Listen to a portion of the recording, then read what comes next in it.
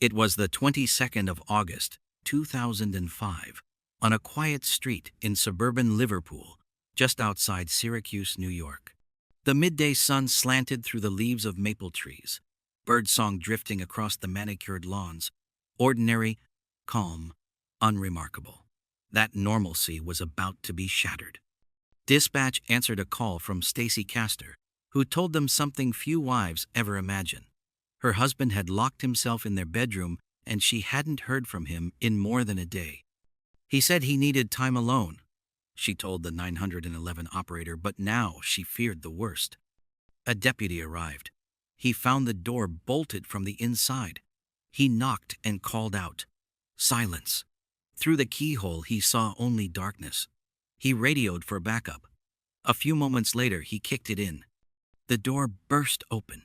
The scene inside froze the room in time.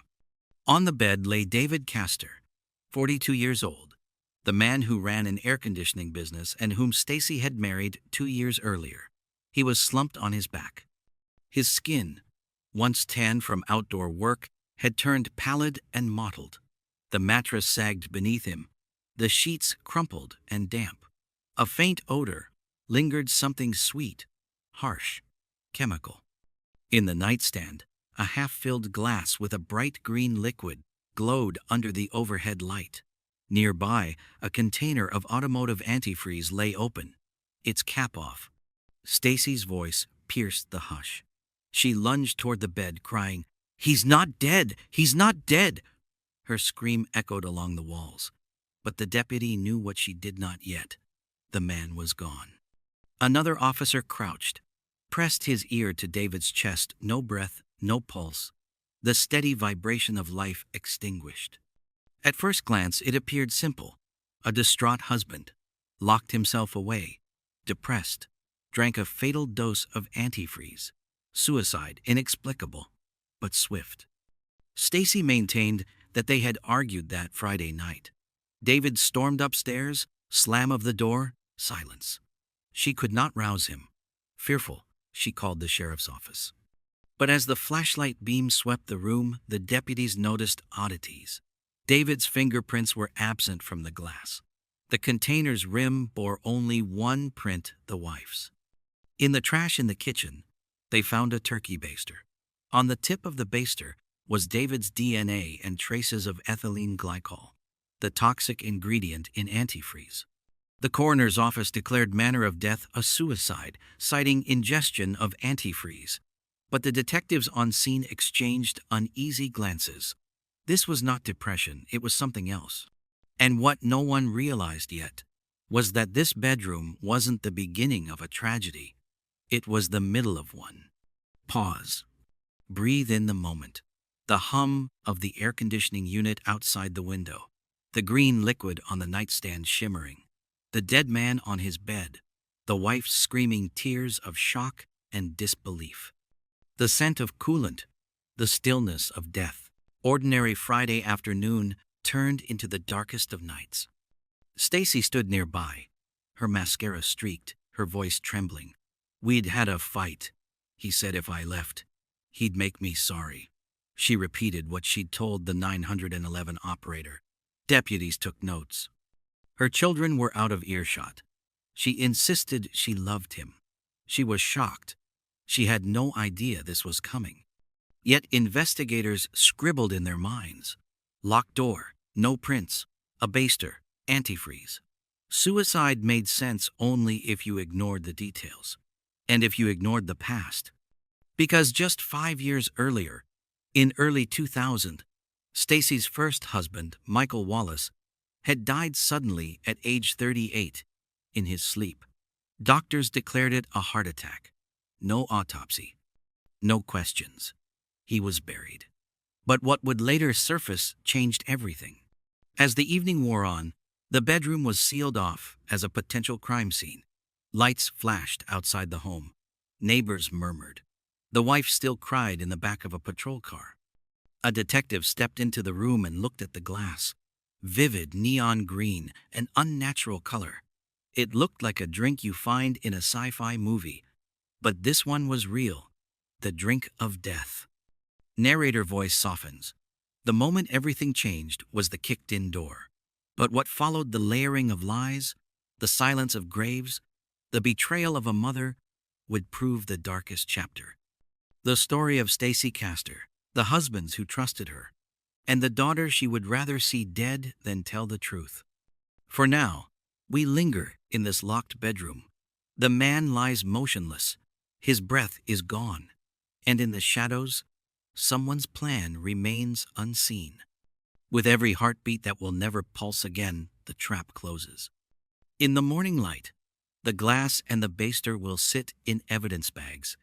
A green glow will become a clue. And investigators will dig in, ask questions, and pry open secrets buried deeper than any body beneath the soil. But we begin here, in the locked bedroom, because this is where the illusion ended.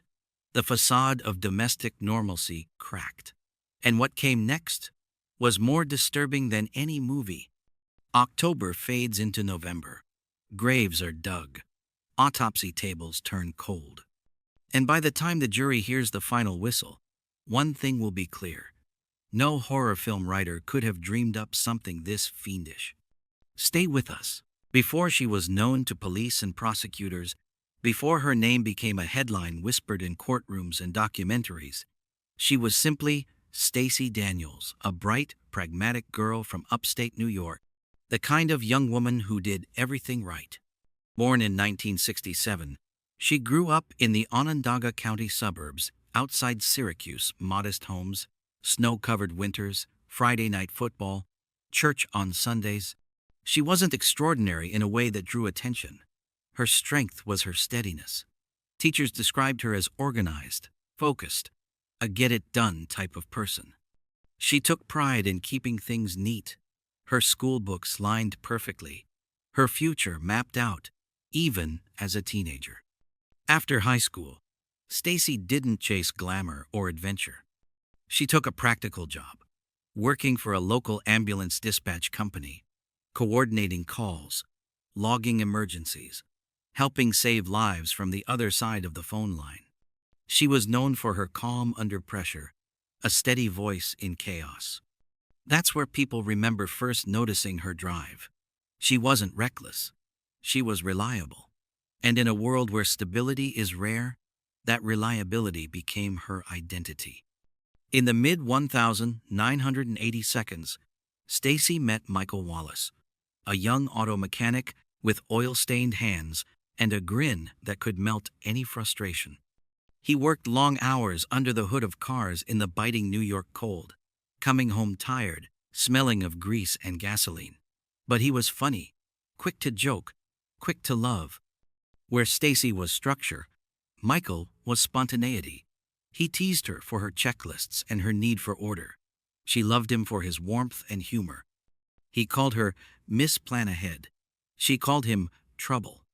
Their romance was the kind you find in every small town. Quick, passionate, sincere. By 1988, they had their first daughter, Ashley, and 3 years later came Bree. The Wallaces became the picture of a working-class American family. Paychecks stretched, but laughter always present. Money was tight, but they made it work. Stacey handled the bills, the girls' lunches, the laundry. Michael fixed the cars, shoveled snow, built swing sets in the backyard. In the evenings, they'd sit together after the girls were asleep, a modest dinner, TV humming softly in the background. To the outside world, they were the kind of couple neighbors admired, two young parents doing their best.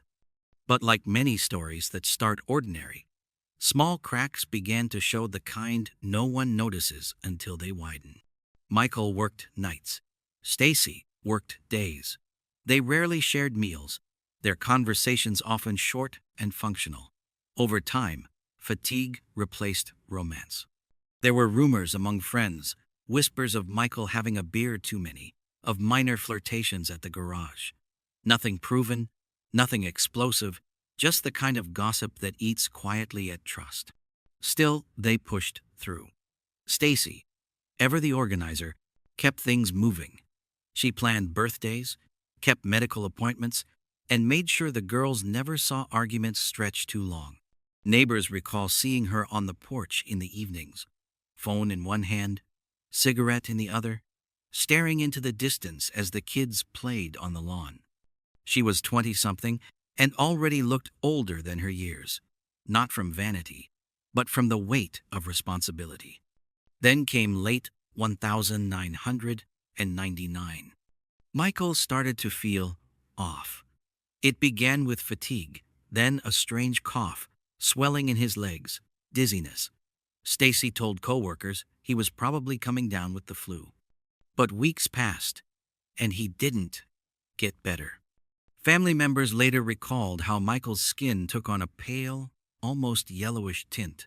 His speech slurred. He'd stumble mid-sentence, lean against walls for balance. He told friends he felt like he was melting from the inside out. By Christmas, his health had worsened dramatically. Stacey, now the full-time caretaker, said doctors couldn't find the cause. He was treated symptomatically. Pain meds, rest, fluids, nothing helped. On the 11th of January 2000, before dawn, Ashley and Bree were asleep in their rooms when Stacey called 911. Her voice was calm, almost too calm. "My husband isn't breathing." Paramedics arrived to find Michael Wallace lying in bed, unresponsive. His body was cool, the bedroom unnervingly tidy. Attempts at resuscitation failed. At just 38 years old, Michael was pronounced dead. Doctors attributed it to a heart attack, sudden and tragic, but not suspicious. He'd been sick for weeks, after all. No one requested an autopsy except, perhaps, his family. Michael's mother later said she'd begged Stacey to allow one, but Stacey declined. "He's been through enough," she said. "Let him rest." It was a statement made out of love.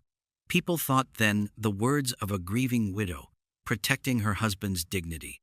But in hindsight, that one refusal became the most important no of the entire case. Funeral day, snow on the ground, silence in the church.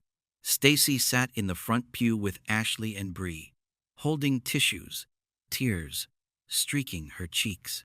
Friends hugged her, whispered comfort. The girls clung to her dress. Michael's coworkers from the garage brought flowers.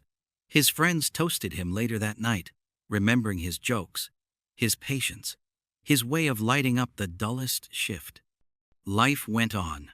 Stacey returned to work, raised the girls, moved forward with the same organization she'd always shown.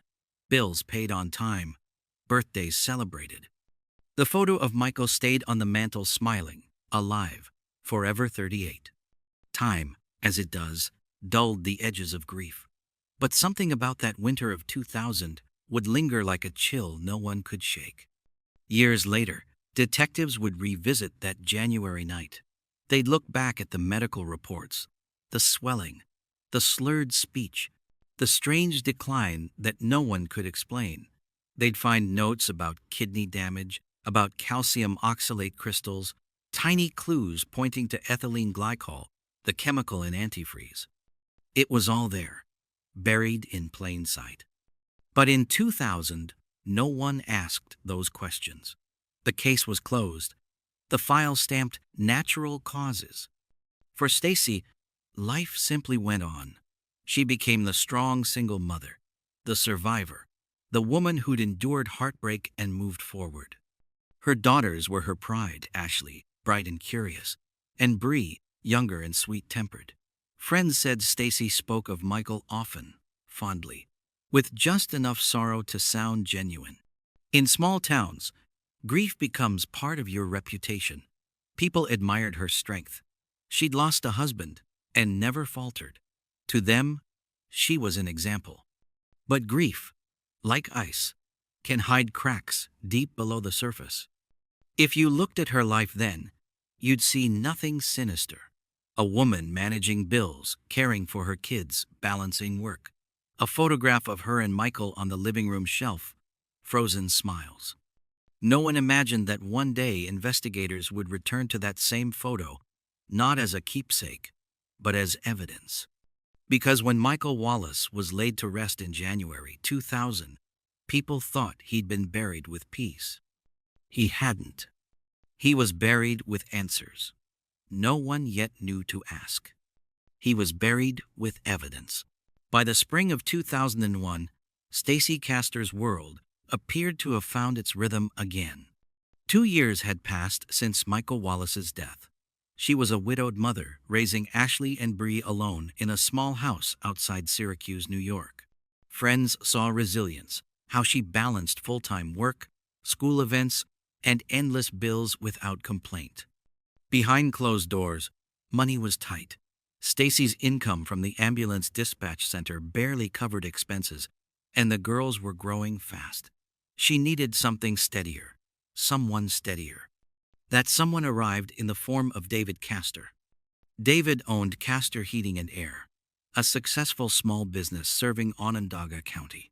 He was 10 years older than Stacey, practical, deliberate, the sort of man who fixed what was broken instead of buying new. They met through Stacey's boss, who was one of David's clients. It began professionally.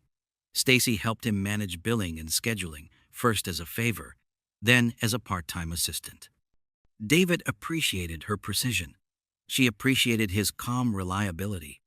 By late 2002, they were inseparable. David called her his anchor. She told friends he made her feel safe.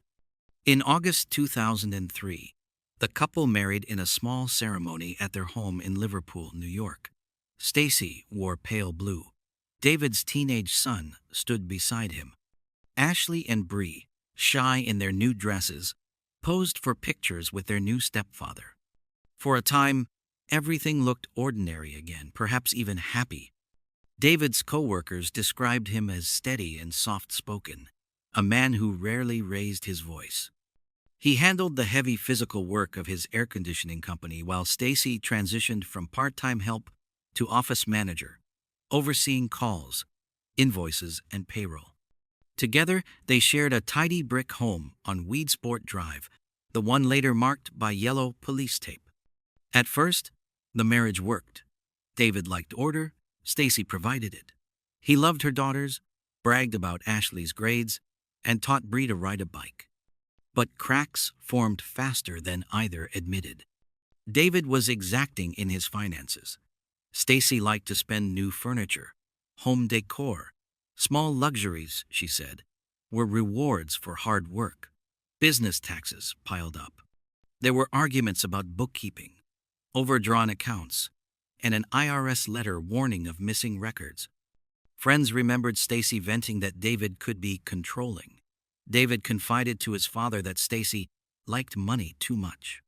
Still, from the outside, they looked like any middle-class couple juggling bills and family. No one guessed that within 2 years, he would be found dead behind a locked bedroom door. Friday, the 19th of August, 2005. Stacey told police she and David had argued about finances that morning. She claimed he drank heavily vodka, beer, anything to dull the stress. At one point, she said, he locked himself in the master bedroom, telling her he needed time alone. She spent the weekend alternating between giving him space and checking on him. When he didn't answer calls or emerge by Monday morning, she phoned the sheriff's office. Deputies arrived at 12:30 p.m. The bedroom door was locked from the inside. They kicked it open. And there, just as described in Chapter 1, they found David Castor's body decomposed, sprawled on the bed. Beside him, an open bottle of antifreeze and a glass of bright green liquid. Stacey screamed when she saw him.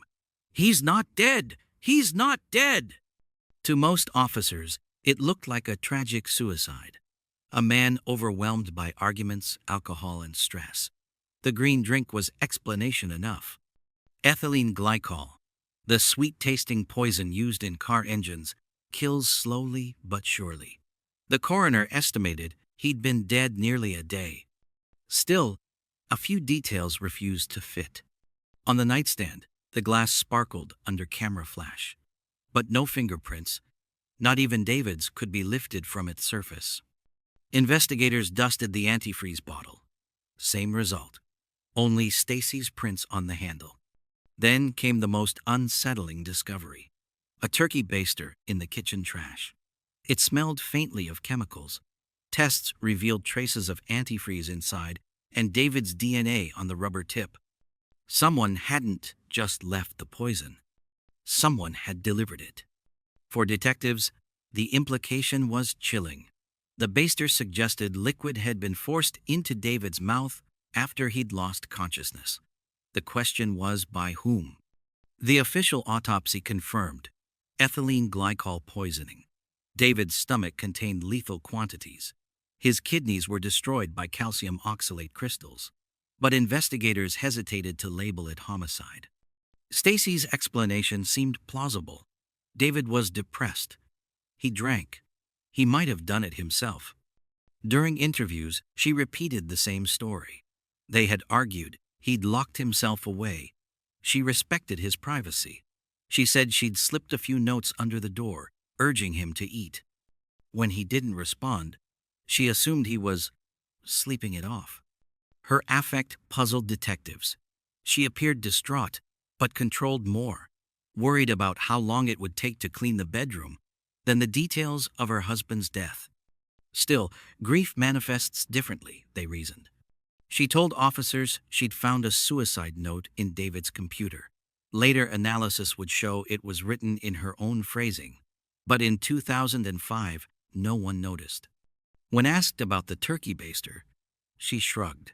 It must have been used to give him medicine.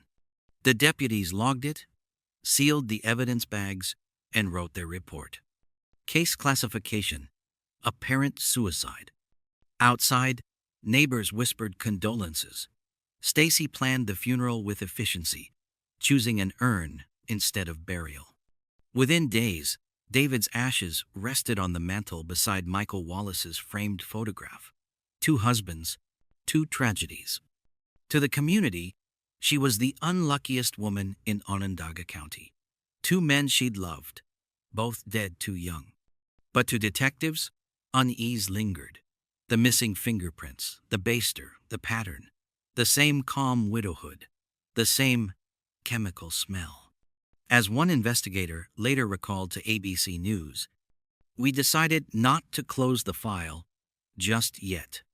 In coming months, quiet suspicions would grow into a full-scale investigation. Detectives would revisit an older grave, the first husband's, and a buried story would start to breathe again. But in the summer of 2005, no one knew that yet. The case file sat on a desk at the Onondaga County Sheriff's Office, stamped pending review. The photograph of David and Stacey smiled from a wedding album on her coffee table. A bright green glass sat in evidence storage, tagged and numbered. And somewhere inside those details, the prints, the baster, the missing note, lay the map of a killer's design. When David Castor's body was found in August 2005, most assumed the case would end with paperwork and condolences. But Detective Dominic Spinelli and Sergeant Mike Norton of the Onondaga County Sheriff's Department couldn't shake their doubts. The antifreeze, the missing fingerprints, the turkey baster. Something didn't add up. As they reviewed their notes, Norton asked the question that would change everything. Has Stacey ever lost someone this way before? The room went quiet. Detectives began retracing Stacey Castor's past. It didn't take long to find a name they hadn't expected. Michael Wallace, her first husband, dead at 38, January 2000. The file said, heart attack. No autopsy, no toxicology, case closed. But there were whispers from Michael's mother, from friends who remembered his strange final weeks. He'd been dizzy, slurring his words, struggling to walk. Doctors couldn't explain it. Then, one night, he simply stopped breathing. At the time, it was a tragedy. 5 years later, it looked like a pattern. Detective Norton recalled to ABC News, "When we heard she'd lost another husband suddenly, that was it. We had to look back." With the medical examiner's approval and a court order, they made a decision that would reopen the grave of a man who'd been silent for half a decade. On a cold November morning in 2005, a team of forensic technicians and deputies gathered in the small cemetery where Michael Wallace was buried. The exhumation began at dawn. Frost clung to the grass as they raised the casket from the ground. Inside, Michael's remains were well preserved enough for testing. Samples were taken from bone, tissue, and hair. Everything was logged and sent to the Onondaga County Medical Examiner's office. It would take weeks for the results to return. Weeks of quiet waiting. And when the call came, it changed the course of the entire investigation. Under the microscope, the forensic pathologist saw something unmistakable. Tiny, needle-shaped calcium oxalate crystals clustered inside Michael Wallace's kidneys. To a trained eye, that wasn't natural. It was chemical. Ethylene glycol, the key component of antifreeze, breaks down inside the body, forming those exact crystals as it destroys internal organs. This wasn't heart failure. It was poison. The examiner called Detective Norton personally. There's no doubt. He didn't die of a heart attack. He was poisoned. In that moment, Michael Wallace, silent since 2000, spoke again from his grave, through the evidence in his bones. Now, detectives faced an impossible coincidence. Two men, 5 years apart. Same symptoms, same wife, same poison. For the first time, the Onondaga Sheriff's Office had a suspected female serial killer. They opened a joint case file for both deaths under one name, Stacey Castor. But suspicion wasn't proof. To build a case, they needed behavior, something current, observable, undeniable. So they went covert. Investigators placed wiretaps on Stacey's phone, authorized under warrant. Every call, every conversation was monitored. What they found was odd. Stacey didn't sound like a grieving widow. Within weeks of David's funeral, she was discussing insurance claims, property deeds, and how she needed closure. When detectives listened closer, they noticed something peculiar. During many calls, there were typing sounds in the background, rhythmic keystrokes. At first, they thought she might be answering emails. But one investigator made a note. Typing occurs consistently during certain phone calls. Unclear purpose. Those typing sounds would later lead them to a file so disturbing it would shake the entire case open. For now, detectives kept their focus on evidence linkage. Lab results compared samples from both husbands. Michael Wallace, 2000. David Castor, 2005. Both contained the same metabolites of ethylene glycol. Both had kidney and liver patterns consistent with slow poisoning over several days. Both lived with Stacey, both died in bed. Investigators reconstructed a chilling timeline. Late 1999. Michael falls ill. Headaches, fatigue, trouble walking, classic symptoms of antifreeze ingestion. Stacey tells coworkers he's drinking too much and refuses hospital tests. January 2000. He dies suddenly. Stacey refuses autopsy, collects life insurance. 2003. Marries David Castor. August 2005. David dies with antifreeze and a turkey baster nearby. Stacey claims suicide. Patterns don't lie. What detectives didn't yet know was why and how far she'd go to keep those patterns hidden. While the wiretap ran, police also set up surveillance on Stacey's home. Unmarked cars watched the driveway. They noted visitors, phone calls, errands. Outwardly, she seemed calm, too calm. She smiled for neighbors, ran errands, returned to work. At night, she sat at her computer for hours, typing. When detectives checked her online activity through a warrant, they found searches about antifreeze, its taste, its lethality, how it could be hidden in drinks. The investigation had moved beyond suspicion. It was now strategy. Detectives began building what they called The parallel proof case. 2 deaths. Same toxin. Same woman. If they could find a document or a confession tying them together, they'd have enough for indictment.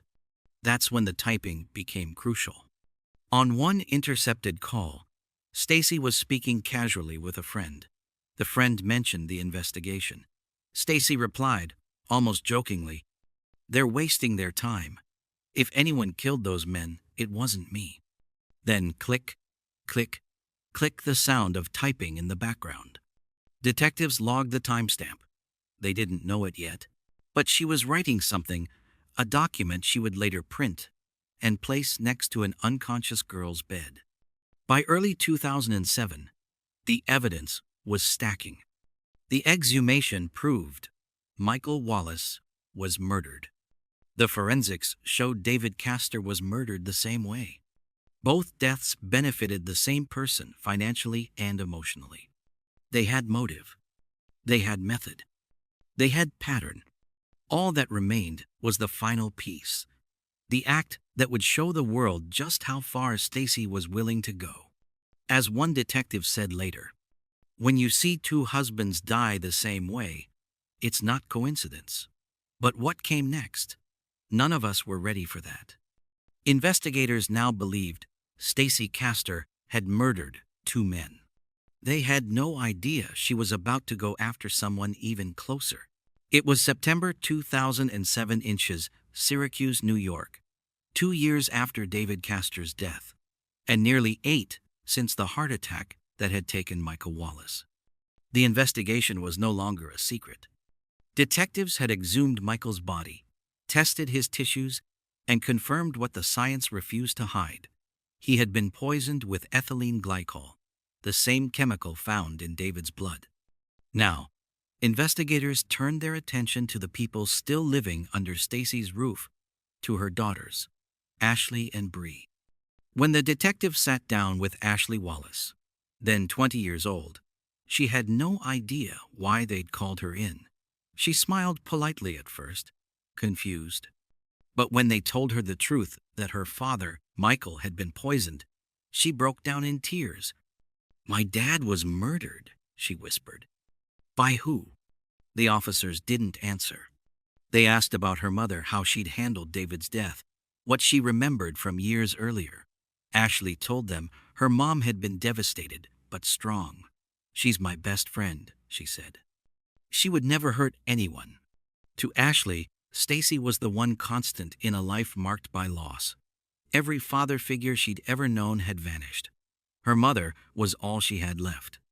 After that meeting, Ashley drove straight home. She called Stacey, sobbing. "Mom," the police said, "Dad didn't have a heart attack.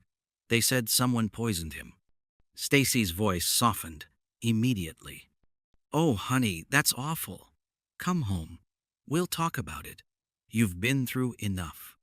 Later, prosecutors would say, Stacey heard not just her daughter's grief, but an opportunity.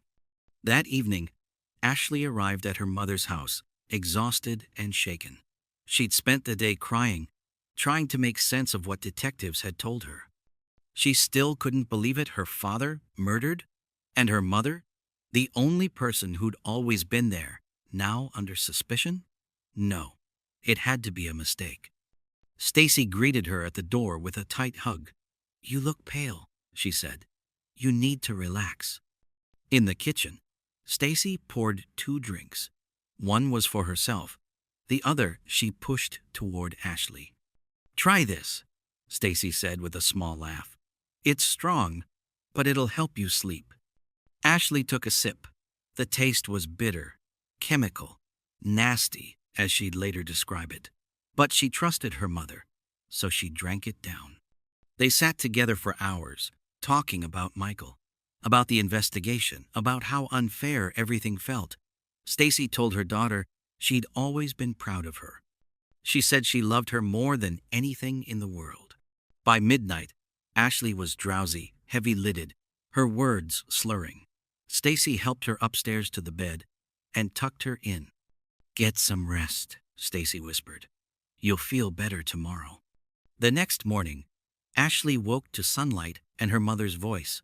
Stacey smiled. and offered her another drink, a small glass of orange juice mixed with something else. Just a little something to settle your nerves, she said. Ashley hesitated. It tastes weird, she murmured. Drink it, baby, Stacey replied. You need it. Ashley swallowed it down. Within hours, her breathing slowed. She staggered, dizzy, disoriented. The world blurred around her. By afternoon, she was unconscious. At 1:15 p.m., Bree, then 15, returned home from school. She found the house quiet. Her mother wasn't in sight. She walked upstairs and saw her sister lying motionless on the bed, barely breathing. Panic set in. Bree called 911. Paramedics arrived within minutes. Ashley was unresponsive, pupils fixed, her pulse faint. Near her on the computer desk, police would later note, sat a typed note, printed neatly and left in view. It was a suicide note, several paragraphs long, apparently written by Ashley herself. In it, she confessed to killing both her father, Michael Wallace, and her stepfather, David Castor, with antifreeze. The note was signed with her name. It read in part, I can't live anymore. I did it. I put the anti-free in their drinks. That spelling, anti-free, caught detectives' attention. It was the same mispronunciation Stacey herself had always used when talking about the chemical. When paramedics rushed Ashley out on a stretcher, Stacey pointed to the note. She wrote it, Stacey told them. She was feeling guilty. She couldn't live with what she did. Her voice trembled just enough to sound genuine. Ashley was rushed to University Hospital in Syracuse. Her blood work showed a near-fatal mixture of vodka and crushed painkillers, enough to kill her if she hadn't been found when she was. Doctors placed her on a ventilator, unsure if she'd wake up. Outside, Stacey played the part of the devastated mother. She cried in front of cameras. She told police that Ashley must have been consumed by guilt. She even offered to turn over the computer to help them understand what my daughter did.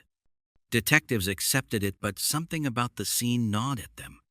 The note was typed, not handwritten. There were no fingerprints on the keyboard except Stacey's.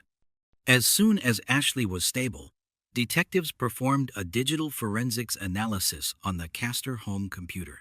The timestamps were damning. The file containing the suicide note had been created on the afternoon of the 13th of September 2007, at a time when Ashley was at college classes, miles away. The typing sounds investigators had heard on the wiretapped phone calls weeks earlier now made sense. Stacey had been writing that very note while speaking casually on the phone. She hadn't written a suicide note for her daughter. She'd written a confession to frame her. When Ashley Wallace regained consciousness 2 days later, doctors and detectives were waiting. Her first words were soft, groggy. "Where's Mom?" They told her about the suicide note. Ashley's eyes filled with confusion and fear. "I didn't write anything," she said. "I don't even type like that." She explained that the last clear memory she had was drinking with her mother. The taste, the dizziness, then blackness. Detectives knew then that the case had turned from suspicion to certainty. They laid out the timeline. September 12. Police tell Ashley her father was poisoned. September 13. Ashley visits Stacey. Drinks nasty-tasting cocktails. September 14. Found unconscious. A suicide note is discovered. Typed during hours, Ashley was verified to be elsewhere. The note reads, like a confession only a murderer would write, but it was too convenient, too rehearsed.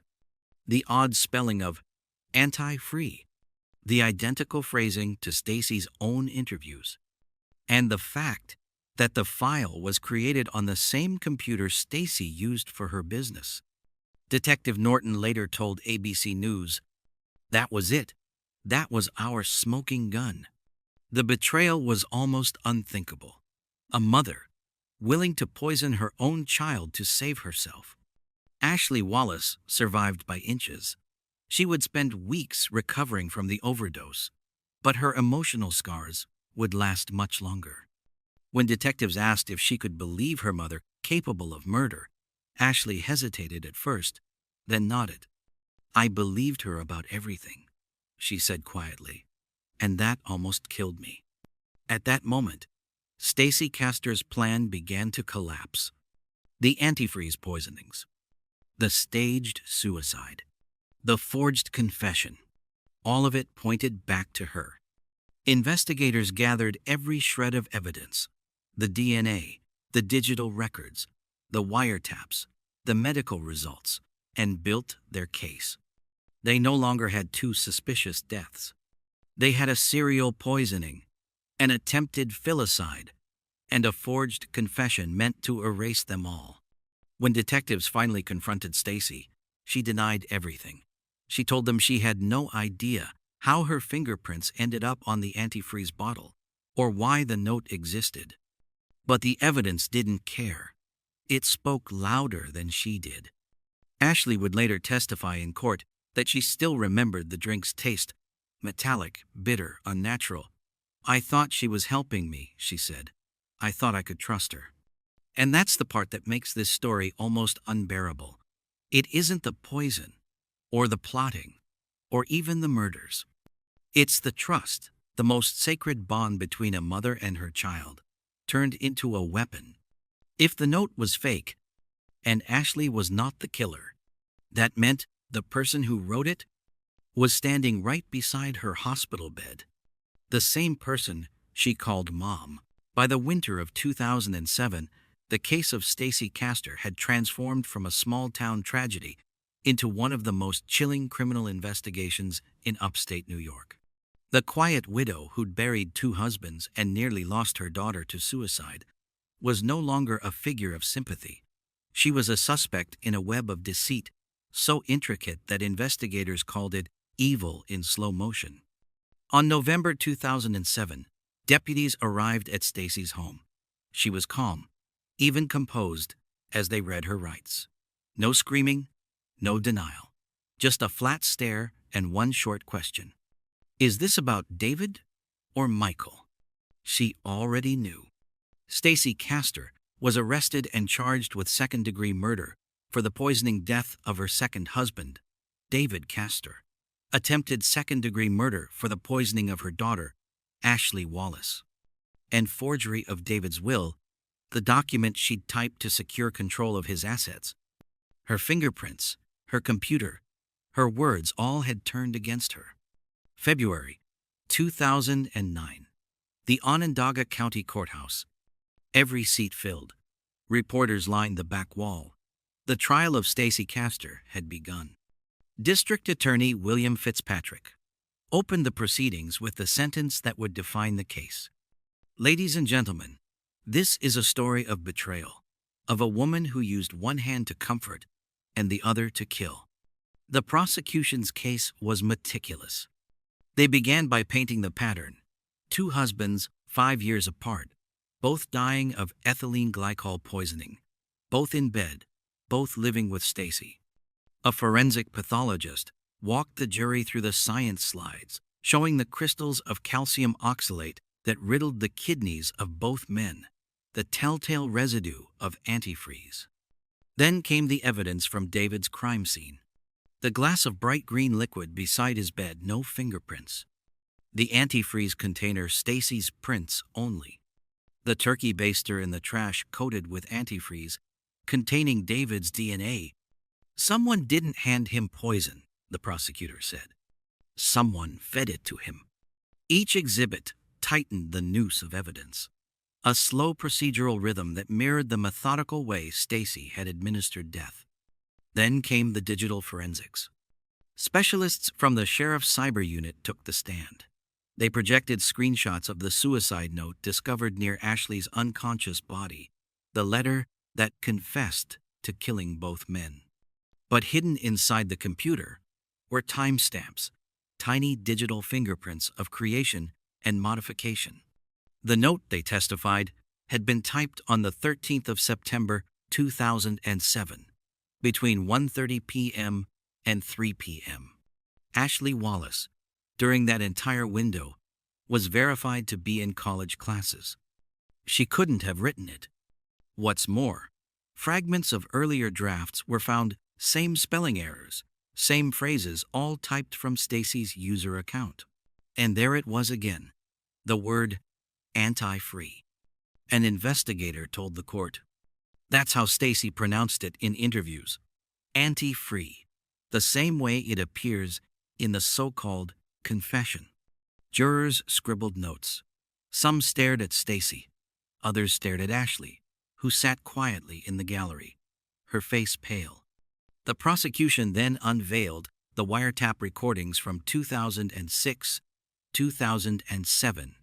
In them, Stacey could be heard chatting casually about bills, about family, while, beneath her voice, the distinct sound of typing echoed through the line.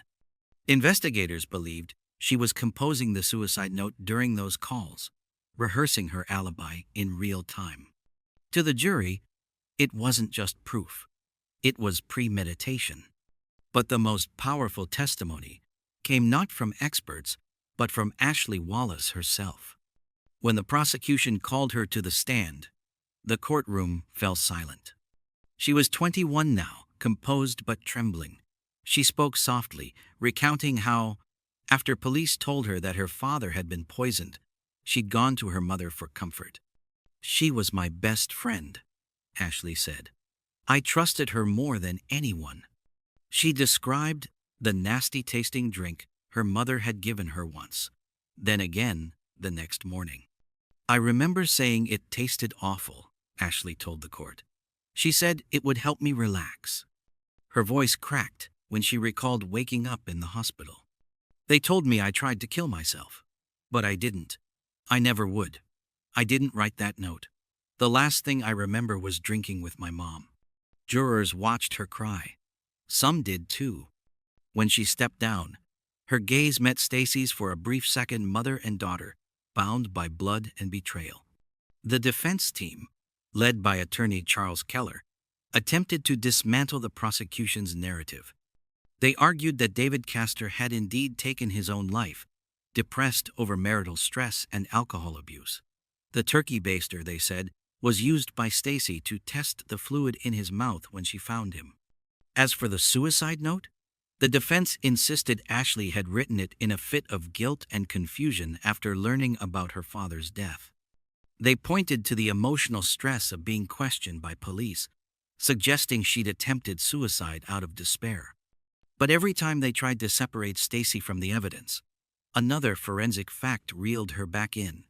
Her fingerprints on the antifreeze bottle, her DNA on the baster, her computer account creating the note, her anti-free phrasing embedded in the text. It was a puzzle with only one piece that fit. Throughout the trial, Stacey sat still, her face unreadable. Reporters described her demeanor as eerily calm. She rarely made eye contact with jurors. When she did, it was fleeting, a glance, a polite smile. She took the stand in her own defense for less than an hour.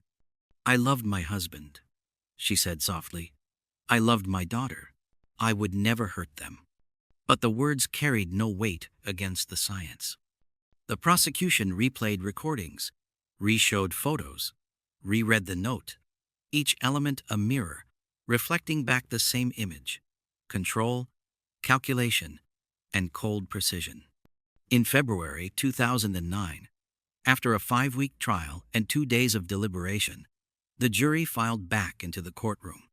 The clerk read the verdict: guilty of second-degree murder in the death of David Castor, guilty of attempted second-degree murder of Ashley Wallace, guilty of second-degree forgery of David's will.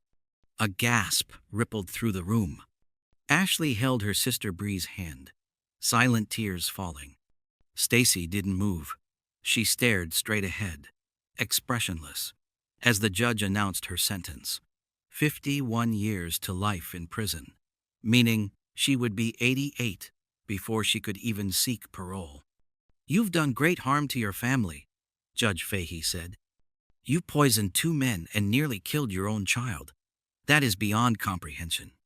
Stacey Castor was transferred to the Bedford Hills Correctional Facility for Women. In letters and interviews afterward, she continued to insist she was innocent. "The police never looked at anyone else," she wrote from prison. "They wanted me from the start." But the evidence told a different story, one traced in green antifreeze and digital ink. Her crimes became the subject of national documentaries, nicknamed the Black Widow case by tabloids. Even behind bars, questions lingered. Investigators privately suspected she might have been involved not only in the deaths of her two husbands, but possibly in the sudden illness of her own father, who died shortly after drinking a beverage. Stacey had prepared for him a suspicion never proven, but one that deepened the shadow around her. In 2016, while still serving her sentence at the Bedford Hills facility, Stacey Castor was found unresponsive in her cell. She died at 48. The official cause: heart attack. No foul play was suspected. It was a quiet end to a life defined by deception. A woman who weaponized trust, turned love into leverage, and nearly erased her own child to hide the truth. The prosecutor who sent her to prison later reflected, "She killed the people who loved her most. And the saddest part is she almost got away with it." The courtroom is empty now. The exhibits are boxed, the files sealed. But the story of Stacey Castor lingers, not just as a record of crime, but as a study in manipulation and control. Two husbands gone. One daughter nearly lost. A mother who became her own daughter's executioner. And in the silence that followed her verdict, one truth remained. Some monsters don't hide in the dark. They sit beside you at the kitchen table and call you honey. In the end, justice arrived, but peace did not. When the courtroom doors closed behind Stacey Castor in 2009, the families of her victims and the daughters she left behind were left to rebuild from ashes that no verdict could sweep away. For Ashley and Bree Wallace, survival didn't feel like victory. It felt like waking up inside a nightmare that wouldn't end. Their mother wasn't just a murderer. She had been their best friend, their protector, the person they trusted most, and she had tried to kill one of them to cover her crimes. After the trial, both sisters cut all contact with Stacey. They stopped visiting. Letters from the prison went unanswered.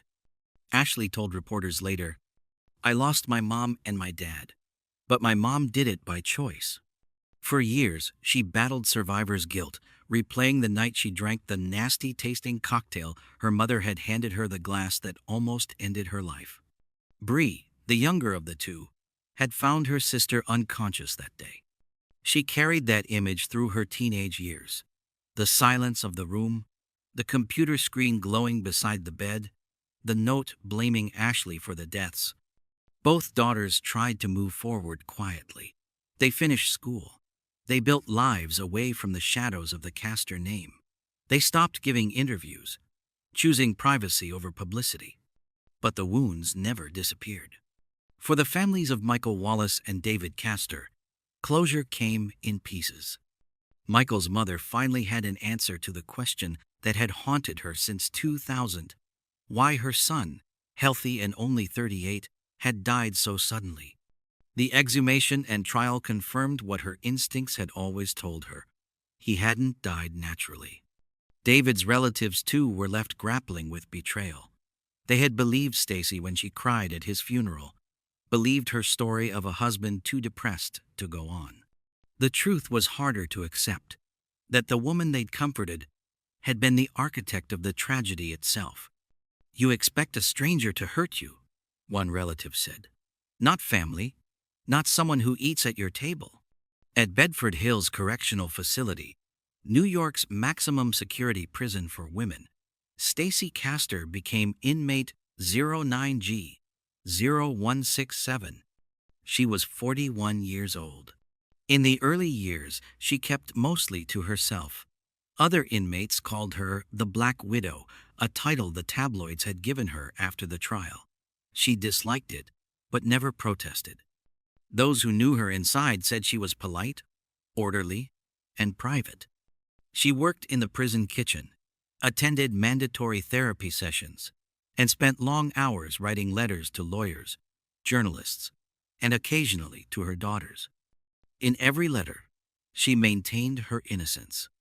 "I didn't kill my husbands," she wrote. "I didn't hurt Ashley. I was set up." She told anyone who would listen that the police had twisted the evidence, that Ashley had written the note after all, that the jury had wanted a villain, and she fit the picture. But the evidence was irrefutable. The fingerprints, the baster, the antifreeze residue, the digital timestamps, the antifreeze misspellings, each was a signature of guilt, not misunderstanding. No amount of denial could change the science. In June 2016, 7 years into her 51-year sentence, corrections officers found Stacey unresponsive in her cell. Doctors pronounced her dead a short time later. The cause was ruled a heart attack. She was 48 years old. There were no signs of foul play. Her death closed the file on one of New York's most chilling criminal cases, but it left behind an echo, a question that no verdict or autopsy could answer. How does a mother become capable of that kind of cruelty? Psychologists who studied the case later described Stacey as exhibiting traits of narcissistic and antisocial personality disorders, an extreme need for control combined with an absence of empathy. She didn't lash out in rage. She planned. Her weapons weren't fists or firearms. They were trust, routine, and patience. To the outside world, she was the dependable nurse, the careful mother, the survivor of tragedy. She played that role perfectly. But beneath the surface, every relationship became a transaction. Affection traded for control, loyalty repaid with poison. That's what makes the story so haunting. The safest places, home, marriage, motherhood, became the most dangerous. The same kitchen where she packed school lunches was the one where she measured antifreeze into glasses. The same computer she used for work was the one where she typed a confession to frame her child. She turned the language of love into camouflage. It's the kind of plot Hollywood would reject for being too unbelievable, a mother murdering for money, faking grief, then nearly killing her daughter to erase suspicion. But it wasn't fiction. It was life. If this were a movie, you'd leave the theater saying, no one would really do that. But they did. And the people who lived it don't get to roll credits. For Michael Wallace, life was supposed to be simple. A man who fixed cars, loved his daughters, and wanted to build something solid. For David Castor, it was about family and work, a business owner who trusted his new wife and believed he'd finally found stability. Both men were ordinary people. They weren't rich, powerful, or reckless. They simply loved the wrong person and never saw the danger coming. They deserved to be remembered for how they lived, not how they died. And for Ashley Wallace, survival became an act of defiance. She refused to let a forged confession define her life. She rebuilt herself, scarred but stronger. When asked years later if she forgave her mother, she said, "I don't hate her, but I'll never understand her." That's the truth that lingers after all the evidence is filed away.